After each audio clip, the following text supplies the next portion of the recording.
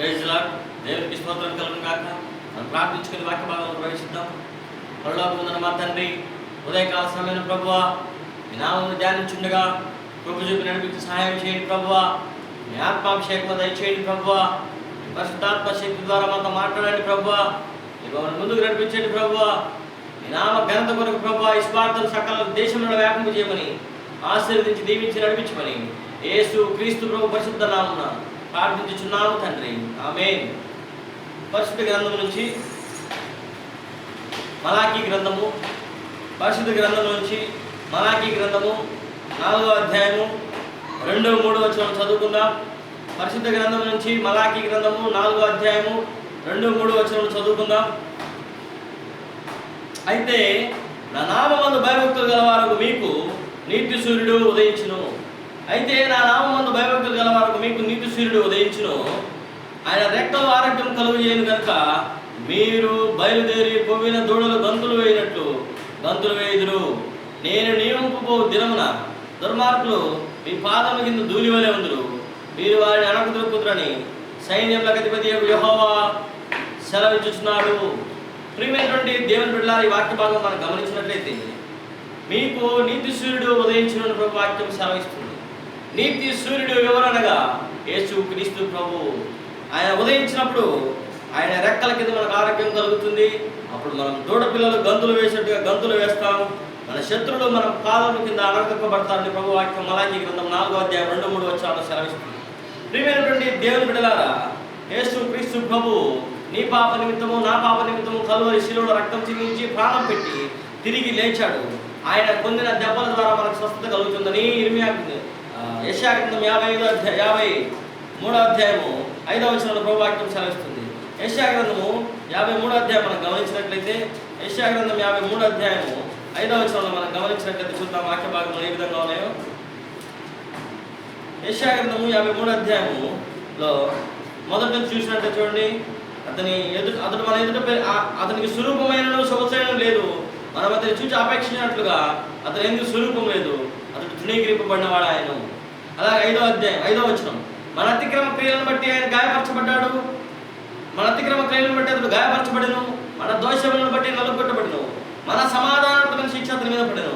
అతడు పొందిన దెబ్బల చేత మనకు స్వస్థత కలుగుతున్నది. ప్రియమైనటువంటి దేవుని బిడ్డ, ఇక్కడ మలాకీ గ్రంథంలో మనం గమనించినట్లయితే వాక్య భాగంలో మీకు నీతి సూర్యుడు ఉదయిస్తాడు. ఆయన రెక్కల కింద మీకు ఆరోగ్యం ఉంటుంది. అప్పుడు మీరు దూడ పిల్లల గంతులు వేయనట్టు గంతులు వేస్తారు. మీ శత్రువులను పాదం కింద అనగదొక్కుతారని వాక్య భాగం రాయడం జరిగింది. ప్రియమైనటువంటి దేవుని బిడ్డలారా, ఈ వాక్య భాగం మనం గమనించినట్లయితే ఈ వాక్య భాగంలో ఆయన యొక్క శత్రువులను కూడా పాదం కింద అనగదొక్కుతారు. యేసు క్రీస్తు ప్రభు రక్తం ద్వారా మనకు స్వస్థత కలుగుతుంది. యేసు క్రీస్తు ప్రభు రక్తం నీడలో మనకు రక్షణ దొరుకుతుంది. యేసు క్రీస్తు ప్రభు రక్తంలో జయం పొందడం ద్వారా సాధారణ మనం కాళ్ళ కింద అనగదొక్కుతాం. ప్రియమైన దేవుని బిడ్డలారా, ఈరోజు మన ప్రభు వాక్యం గమనించినట్లయితే సాతానును మనం అనగదొక్కడానికి మనకు బలం ఇచ్చింది యేసు రక్తము. మనకు ఆరోగ్యం ఇచ్చింది యేసు క్రీస్తు ప్రభు రక్తము. ఆయన పొందిన దెబ్బల ద్వారా మనకు స్వస్థత కలుగుతుంది. యేసు క్రీస్తు ప్రభు రక్షణ నీడలో ఆయన రక్తంతో కడగబడడం ద్వారా మనకు రక్షణ లభిస్తుంది. కాబట్టి నీతి సూర్యుడు మనకు ఉదయించాడు. 2000 సంవత్సరాల పూర్వం కలవరి శిలువలో గొలుగుతా కొండపైన యేసు ప్రభు శిలువ వేయబడి ఆయన కార్చిన రక్తం ద్వారా ఆయన పొందిన దెబ్బల ద్వారా మనకు స్వస్థత కలుగుతుంది. ఆయన నామంలో ఎవరైతే కడగబడతారో, ఆయన రక్తంలో ఎవరైతే తమ పాపాలు ఉతుక్కుంటారో, ఎవరి హృదయంలో యేసు ప్రభు తన రక్తంతో కడిగి ఎవరి హృదయంలో యేసు ప్రభు నివసిస్తాడో వారందరి జీవితాల్లో కూడా సాతాను పైన విజయం కలుగుతుందని ప్రభు వాక్యం సెలవిస్తుంది. అలాగే ప్రియమైనటువంటి దేవుని బిడ్డలారా, ప్రకటన గ్రంథము 5వ అధ్యాయము 9వ వచనం మనం గమనించినట్టు చూడండి. ప్రకటన గ్రంథము 5వ అధ్యాయం 9వ వచనంలో, నీవు ఈ గ్రంథం తీసుకుని దాని ముద్రడుటకు యోగ్యుడవు. నీవు వధింపబడ్డ వాడవై నీ రక్తం ఇచ్చి ప్రతి వంశములను, ఆయా భాషలు మాట్లాడే వారిలోను, ప్రతి ప్రజలను, ప్రతి జనములను దేవుని కొరకు మనుషులను కొని మా దేవునికి వారిని ఒక రాజ్యముగాను యాజకులుగాను చేసింది కనుక వారు భూలోకమందు ఏలుదురును కొత్త పాట పాడుదురు. ప్రియమైన దేవుని బిడ్డలారా, ఈరోజు యేసు క్రీస్తు ప్రభు తన రక్తంతో మనల్ని ప్రతి వంశంలోని, ప్రతి భాషలోని, ప్రతి ఒక్క జనములోంచి దేవుని కొరకు రాజ్యంగా యాజకులుగా ఉండడానికి మనల్ని తన రక్తం వల్ల కొన్నాడని ప్రభు యొక్క వాక్య భాగం సెలవిస్తుంది. అలాగే ప్రియమైన దేవుని బిడ్డలారా, యోహాను రాసిన ప్రకటన గ్రంథము 1వ అధ్యాయం 6వ వచనంలో, మనల్ని ప్రేమించు తన రక్తం వల్ల మన పాపములను మనం విడిపించిన వానికి మహిమయో ప్రభావమును యుగ యుగములో కలుగును గాక. ప్రియమైన దేవుని అలాగే ప్రభు వాక్యం గమనించినట్లయితే దేవుని యొక్క రక్తం వలన, ఆయన రక్తంలో మన పాపం పడుకోవడం వలన మన పాపం నుంచి మనకు విజయం కలుగుతుంది అని చెప్పి మన ప్రభు వాక్యం మనం గమనించవచ్చు. చూడండి, ప్రకటన గ్రంథము 7వ అధ్యాయము 14వ వచనంలో, వీరు మహాశ్రమం నుండి వచ్చిన వారు గొర్రె పిల్ల రక్తంలో తమ వస్త్రములను ఉదుక్కొని వాటిని తెలుపు చేసుకుని, అందువలన వారు దేవుని సింహాసనం ఎదుట నుండి రాత్రి మొదలు ఆయన ఆలయంలో ఆయన సేవించుచున్నారు. సింహాసనాసనుడైన వాడు తానే తన గుడారం వారి మీద కప్పును. వారికి ఇక మీద ఆకలేను, దాహమైన ఉండదు, సూర్యుని ఎండేను, ఏ వడగాలేను వారికి తగలదు. ఏలైనగా సింహాసనం మధ్యలో గొర్రె పిల్ల వారి కాపరి జీవ జలముల బొగ్గ ఎద్దుకు వారిని నడిపించును. దేవుడే వారి కన్నుల నుండి ప్రతి బాష్ప బిందువు తుడిచివేయును. ప్రియమైన దేవుని బిడ్డలారా, చూడండి, ఇక్కడ యేసు గొర్రెపిల్ల రక్తంలో తమ వస్త్రమును ఉదుక్కొని తెలుపు చేసుకున్నాం. గొర్రెపిల్ల రక్తంలో మనం జయించాం సాతాను. గొర్రెపిల్ల రక్తంలో మనము యేసుక్రీస్తు రక్తంలో మన లోకాన్ని జయించాము. ప్రియమైన దేవుని బిడ్డలారా, యాకోబు పత్రిక 4వ అధ్యాయము 4వ వచనం ప్రభువాక్యం సెలవిస్తుంది. చూడండి, యాకోబు పత్రిక 4వ అధ్యాయము 4వ వచనం ప్రభువాక్యం ఉంటుంది.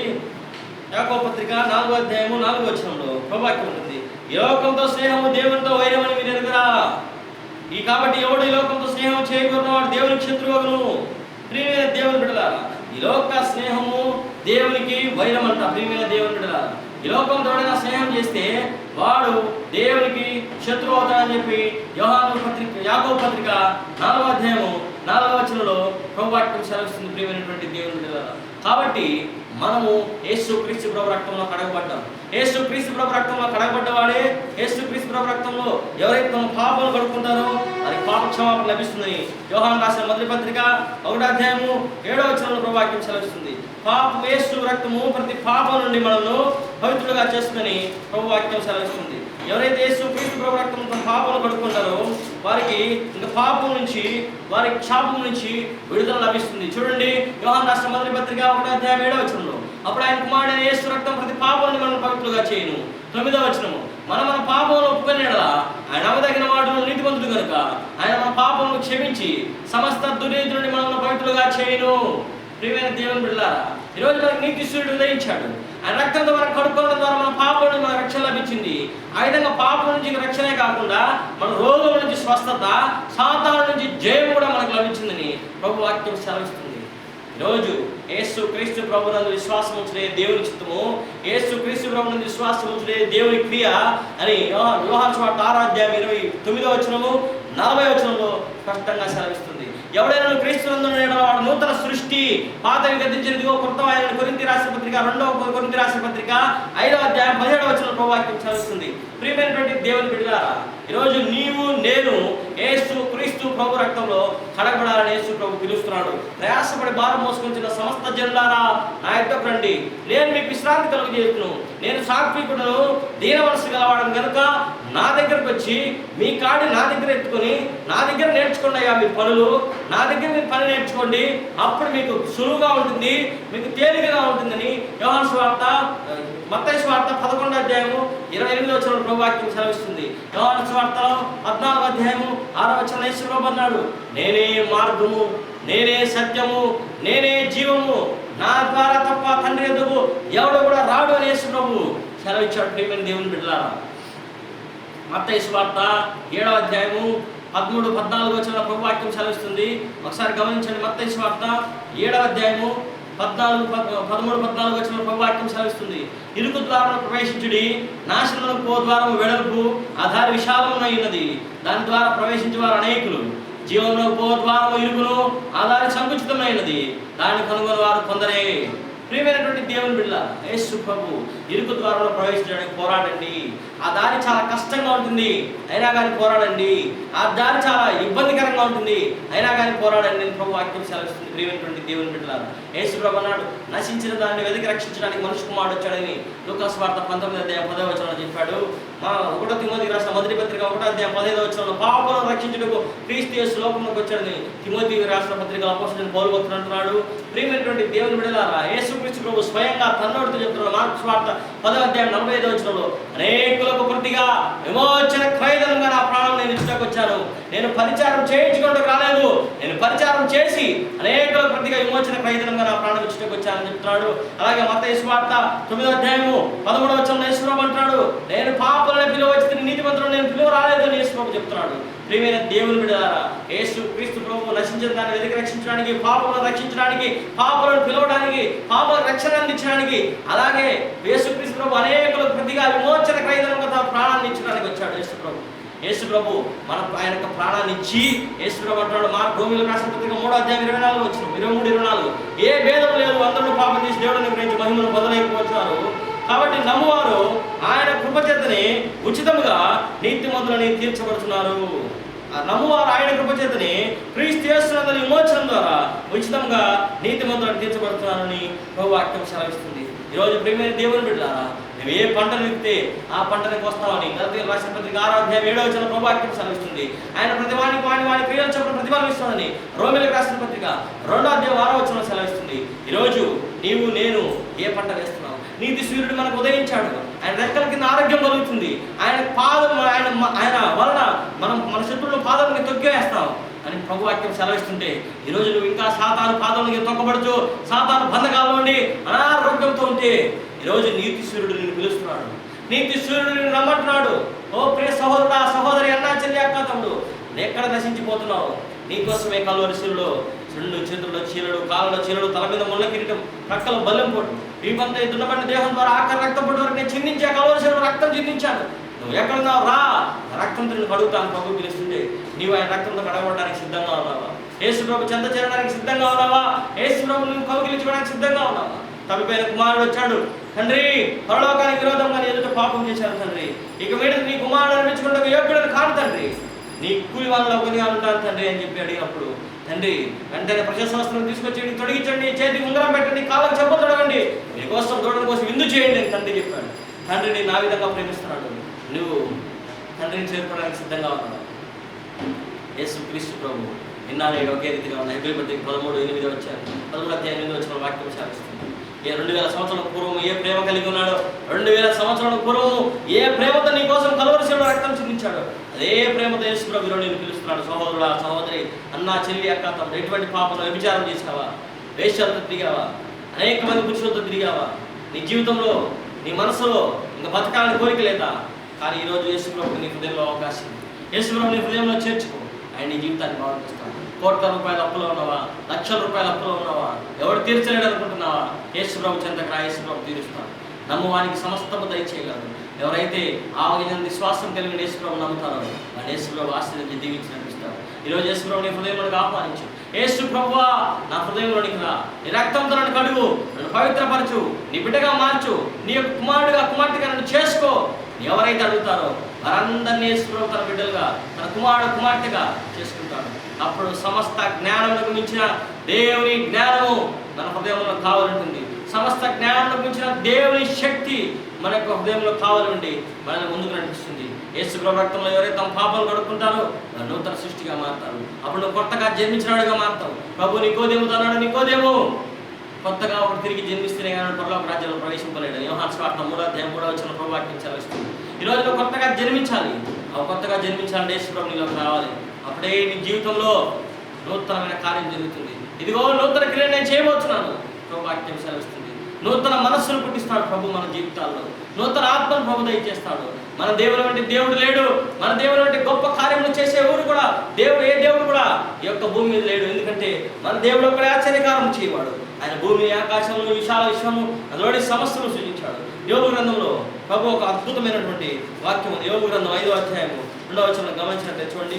యోబు గ్రంథంలో వాక్యం అద్భుతమైన వాక్యం ఉంది. ప్రభు వాక్యము యోబు గ్రంథము 5వ అధ్యాయము 9వ వచనము. ఆయన పరిశోధింపజాలని మహాకార్యములను లెక్కలేని అద్భుత క్రియలను చేయవాడు.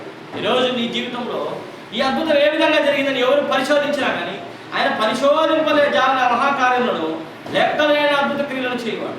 ఈరోజు నీ జీవితంలో అద్భుతం ఏ విధంగా జరిగింది ఎవరు కూడా ఊహించలేదు. ఇతనికి ఇంత మార్కులు ఎలా వచ్చాయి? ఇతనికి ఉద్యోగం ఎలా వచ్చింది? ఇతనికి ఉద్యోగ ప్రమోషన్ ఎలా వచ్చింది? ఇతని జీవితం ఉన్నట్టు ఈ విధంగా ఎలా మారిపోయింది అని ఆశ్చర్యపోగలరు అందరూ సహోదరులు. నువ్వు తలగానే ఉంటావు, తోగా కాదు. ద్వితీయోపదేశకాండం 29:14 వచ్చాను. నీవు ఆశీర్వదింపబడతావు, నువ్వు అప్పిచ్చేవాడిగా ఉంటావు కానీ అప్పు చేయవు. ద్వితీయోపదేశకాండం 28:12 వచ్చిన. అలాగే 15:6 కూడా ప్రభు వాక్యం సెలవిస్తుంది, నువ్వు అప్పిచ్చేవాడిగా ఉంటావు కానీ అప్పు చేయవు అని చెప్పి. ప్రేమ దేవుని బిడ్డ, నువ్వు ఇంటిలోకి వెళ్ళినప్పుడు దీవించబడతావు, బయటికి వెళ్ళినప్పుడు దీవింపబడతావు, లోపలికి వచ్చినప్పుడు దీవింపబడతావు. ఎప్పుడైతే యేసు ప్రభువుని హృదయంలో కలిగి ఉంటావో, పూర్ణ హృదయం, పూర్ణ ఆత్మ, పూర్ణ వివేకం, పూర్ణ బలంతో తండ్రి అని దేవుని ఎప్పుడు ప్రేమిస్తావో, తండ్రి నేను ఆశీర్వదించడం ప్రారంభిస్తావు. నీ ఆశీర్వాదం ప్రారంభమవుతుంది. యేసు క్రీస్తు ప్రభువుని హృదయంలో ఆహ్వానించు. యేసు ప్రభువుని రక్తం ద్వారా కడుగు.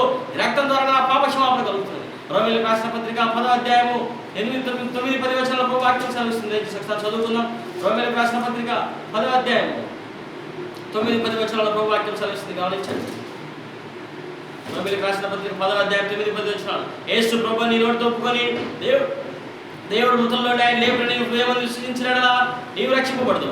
ఏదైనా నీతి కలిగినట్టు మనుషుడు హృదయంలో విశ్వసించును, రాక్షణ కలిగినట్టు నోటితో ఒప్పుకొను. ప్రియమైన దేవుని బిడ్డలారా, ఎవడైతే హృదయంలో విశ్వసించి నోటితో యేసు ప్రభువును ఒప్పుకుంటాడో, యేసు క్రీస్తు ప్రభు రక్తంతో పాపం కడుక్కుంటాడో రక్షణ కలుగుతుంది. ఈరోజు నువ్వు విశ్వసించి అంగీకరించినట్లయితే దేవుని ఆశీర్వదించి దీవించినట్టు ఇస్తాడు. ప్రార్థించుకుందాం. పరలోకమందున మా తండ్రి, చెప్పబడిన వాక్యం దీవించి ఆశీర్వదించండి. విన్న హృదయాలను ఫలింపు చేయండి. ఎవరైతే ప్రభు మీ వాక్యం హృదయంలో హత్తుకున్నారో వారిని దీవించి ఆశీర్వదించి ఫలింపు చేయండి. స్వార్థలు సకల దేశంలో వ్యాపింపు చేయండి. ప్రభా నామ ఘనత కొరకు స్వార్థలు సకల దేశంలో వ్యాపింపు చేయండి. ఆశీర్వదించి దీవించి నడిపించుకొని యేసు క్రీస్తు ప్రభు పరిశుద్ధ నామమున ప్రార్థించుచున్నాము తండ్రి. ఆమేన్.